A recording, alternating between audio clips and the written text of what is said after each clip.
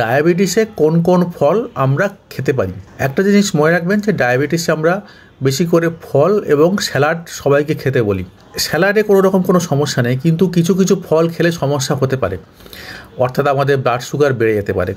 কিন্তু সার্বিকভাবে ডায়াবেটিস পেশেন্টদের ফল খাওয়াটা খুব জরুরি। তার কারণটা হচ্ছে ফলে ফাইবারস থাকে, ভিটামিনস থাকে, মিনারেলস থাকে, যেগুলো আমাদের ডায়াবেটিসজনিত যে হার্ট এবং কিডনির সমস্যা হয় তা থেকে আমাদের বাঁচাতে সাহায্য করে। কোন কোন ফল আমরা খেতে পারবো? মোটামুটিভাবে প্রত্যেক দিন আমাদের 150 গ্রাম থেকে 200 গ্রাম ফল আমরা সর্বোচ্চ খেতে পারি। তার মধ্যে প্রথমে আমি আসি রসালো ফলগুলোর মধ্যে। যেগুলো আপনি যত খুশি খেতে পারেন, সেটা হচ্ছে পেয়ারা, আপেল, নাশপাতি, শসা, জাম, জামরুল, এইগুলো। লেবু খেলে দিনে একটা খেতে পারেন, যে কোনো লেবু, ধরুন মৌসুম্বি লেবু বা কমলা লেবু, বা সমপরিমাণ বাতাবি লেবু খেতে পারেন।